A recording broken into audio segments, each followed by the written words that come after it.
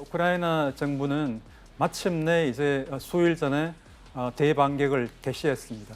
우크라이나군이 4개 마을을 탈환했고요. 그리고 자포리지아주에서는 3개 마을을 탈환했습니다. 푸틴 대통령이 원하는 것은 이런 서방이 우크라이나에 제공하는 고성능 무기 이런 걸 제공하는 걸 차단하기 위해서 핵카드를 내미는 것이라 생각됩니다. 이 전쟁은 우리에게 많은 점을 사실 시사하고 있습니다. 이 전쟁으로 인해서 지금 경기 침체를 겪고 있고 인플레이션을 겪고 있는 것만 봐도 우리나라가 얼마나 직접적으로 여기에 연계되어 있는지 알 수 있고요.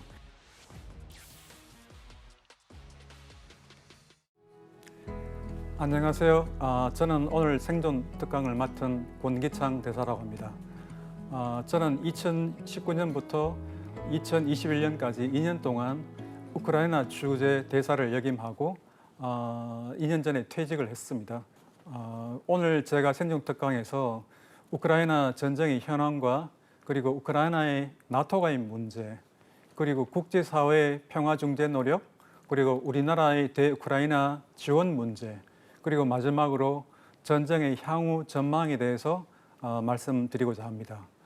시청하시는 여러분들이 우크라이나 전쟁하고 나하고 무슨 상관이 있냐고 궁금해 하실 수도 있을 것 같아요. 근데 그렇지 않습니다. 우크라이나 전쟁은 지금 국제사회에서 가장 뜨겁게 많이 토론되는 이슈이기도 하고 또 이 우크라이나 전쟁의 여파가 우리나라에도 직접적으로 미치고 있습니다. 그래서 여러분들도 이 우크라이나 이 문제에 관한 어떤 중요 핵심 문제들에 대해서는 최소한 제가 설명드리는 내용 정도는 알고 계시면 아마 굉장히 도움이 많이 되실 걸로 저는 기대하고 있습니다. 그러면 전쟁이 지금 어떤 상황인지부터 한번 여쭤볼게요. 네, 우크라이나가 대반격을 했다 뉴스가 계속 나오고 있는데 지금 대반격의 상황은 어떤가요? 네, 우크라이나는 지난 6개월 전부터 대반격을 하겠다고 예고해 왔습니다. 원래 당초에는 봄철에 대반격하겠다고 이제 예고를 해왔었는데 지금 이제 초여름이 됐으니까 조금 늦춰진 셈이죠. 그 이유는 우크라이나가 서방으로부터 지원받는 무기들이 충분한 수량이 도착할 때까지 좀 기다렸고요. 그리고 우크라이나에서 봄철에 엄청난 양의 비가 내렸습니다. 그래서 소위 말하는 라스푸티차 현상, 땅이 젖어서 이렇게 이 진흙탕이 되는 그런 과정을 겪었기 때문에 그런 상황에서는 공세를 제대로 펼칠 수가 없었습니다. 그래서 우크라이나에서는 땅이 굳는 계절이 오기를 또 기다렸던 것이죠. 그래서 우크라이나 정부는 마침내 이제 수일 전에 대반격을 개시했습니다. 도네츠크 주 남부에서는 우크라이나군이 4개 마을을 탈환했고요. 그리고 자포리지아 주에서는 3개 마을을 탈환했습니다. 그래서 합쳐서 총 7개 마을을 탈환했는데요. 이건 뭐 부분적인 성과를 거뒀다고 말할 수 있는데 그럼에도 불구하고 이 정치적인 또는 상징적인 의미가 큰 것은 지난 7개월간의 교전 상황 하에서 우크라이나 군이 거둔 최초의 성과이기도 하고 최초의 진전이기도 합니다. 그래서 서양 분석가들은 상당한 의미가 있는 걸로서 지금 간주하고 있습니다. 이 전투에서 그러나 지금 가장 중요한 부분은 자포리지아 주 전투가 될 것입니다. 왜냐하면 자포리지아 주를 우크라이나군이 만약에 점령하게 된다면 그것은 러시아가 지금까지 구축한 소위 육로회랑이라는 것은 우크라이나 동부 돈바스 지역에서 크림 반도를 이르는 그 육로띠를 말합니다. 영어로 랜드 브릿지라고 하는데요. 러시아가 구축한 이 육로회랑을 자포리지아 주를 점령함으로써 말하자면 육로회랑을 단절시킬 수 있습니다. 그렇게 되면 러시아는 러시아 본토로부터 그다음에 남부 헤르손주와 크림 반도를 잇는 그런 보급로가 차단되기 때문에 아주 위험한 상황에 처하게 되는 것이죠. 그것이 우크라이나군이 자포리지아 주를 점령할 수 있을 것인지 여부는 이번 우크라이나 대반격의 핵심이 되는 문제입니다. 사실 개전 초기만 해도 러시아의 군사력과 우크라이나의 군사력은 정말 비교조차 하기 힘들 정도로 우크라이나가 열세였습니다.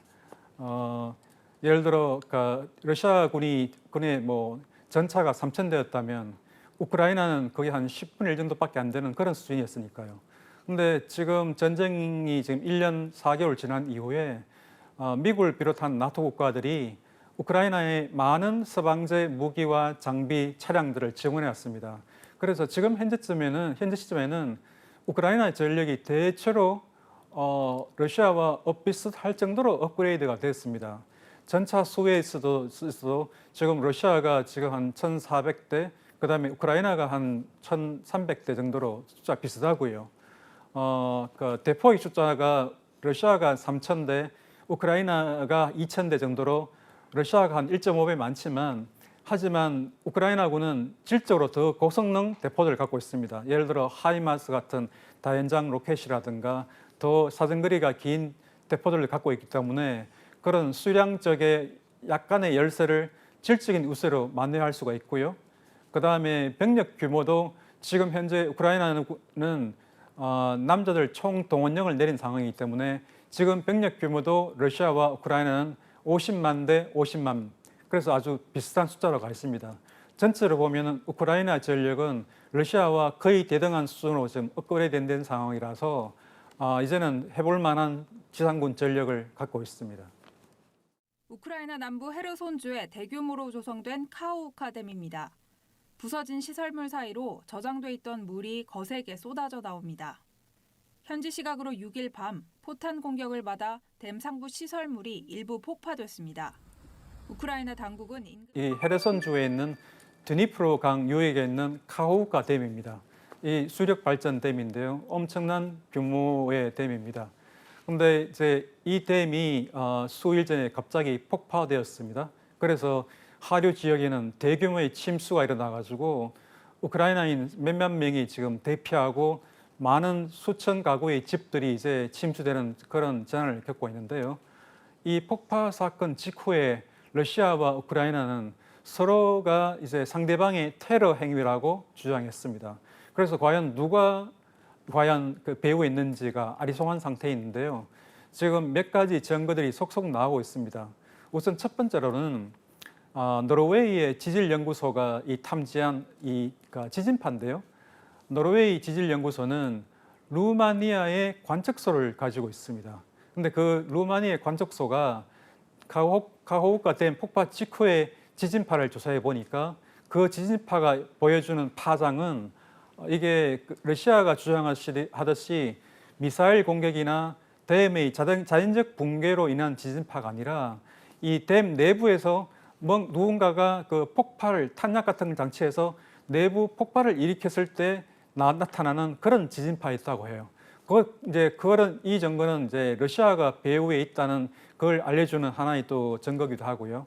또 하나의 증거는 우크라이나 국가보안국이 감청한, 그러니까 이 러시아군의 통화를 감청한 내용입니다.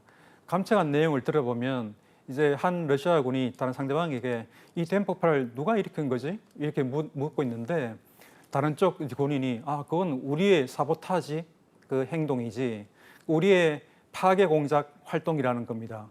그러면서 사실 당초에 우리가 이 댐을 폭파시킨 것은 우크라이나인들을 겁주려고 했는데 이게 사태가 너무 커져버렸네. 이런 대화를 나누고 있습니다. 그런 걸로 봐서 이게 지금 러시아가 배후에 있다는 것도 또 하나 좀 더 명확해지는 상황인데요. 이런 걸 좀 더 자세히 조사하기 위해서 국제형사법원의 이제 조사팀이 지금 그 댐이 있는 지역 인근의 헤르손주를 지금 며칠째 방문하고 있습니다. 근데 과연 러시아 당국이 댐 폭파된 그 댐 주변을 조사할 수 있도록 그 국제형사법원 조사팀에게 협조를 할지는 좀 미지수긴 한데요.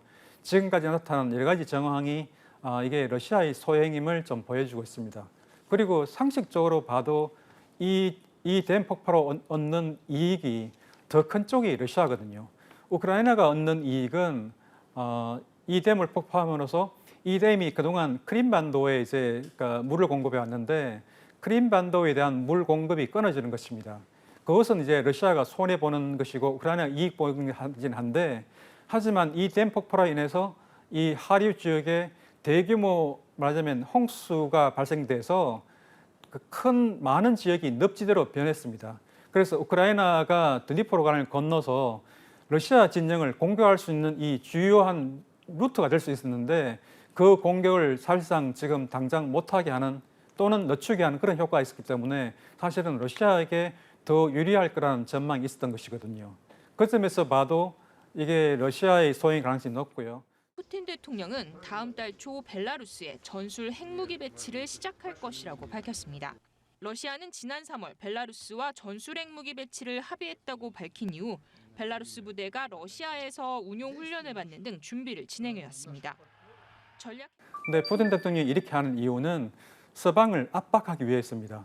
서방은 지금 여러 가지 지금 F-16 전투기도 지금 제공할 가능성을 시사했고 에이테킴스 같은 장거리 미사일도 지금 우크라이나에 지금 제공하겠다고 지금 그렇게 얘기를 하고 있고 그래서 이 전쟁이 점점점 더 이제 진전됨에 따라서 미국을 비롯한 서방은 계속 점점 더 고성능 무기를 우크라이나에 제공해 왔습니다. 그래서 푸틴 대통령이 원하는 것은 이런 서방이 우크라이나에 제공하는 고성능 무기 이런 걸 제공하는 걸 차단하기 위해서 핵카드를 내미는 것이라 생각됩니다. 서방에서는 과연 러시아가 핵을 쓸 수 있을 것인가 거기에 대해서는 작년에 대해서 굉장히 많은 논의를 해왔는데요. 지금 잠정적인 결론은 러시아가 핵 무기를 쓸 가능성은 작년에 비해서 훨씬 줄었다고 보고 있습니다. 그 이유는 벌써 전쟁이 1년 반이 다 돼가는데 핵무기에 대해서 언급만 여러 번 했지 지금까지 핵무기를 쓰지 않았다는 점. 그리고 두 번째는 핵무기는 쉽게 쓸 수 있는 무기가 아니라는 점입니다. 만약에 푸틴 대통령이 전술핵을 쓴다면 그게 가장 효과적으로 쓸 수 있는 지역은 결국 전장인데 우크라이나하고 이제 지금 러시아군이 싸우는 전장은 장장 900km가 넘는 긴 전장입니다. 900km면 부산에서 북한의 신의주까지 가는 그 정도 넓은 거리거든요. 그렇기 때문에 전술핵을 몇 개 쓴다고 해서 기껏해야 우크라이나 군 몇백 명 정도를 죽일 수 있는 정도밖에 되지 않습니다. 반면에 핵을 쓰는 순간 거기 싸우는 러시아군도 방사능에 노출이 되게 되고요. 그리고 그 배후에 있는 러시아, 우크라이나 광대한 농토도 방사능에 노출이 돼서 쓰지 못하게 됩니다. 그래서 국제적으로도 또 이렇게 굉장히 고립이 가속화될 거거든요.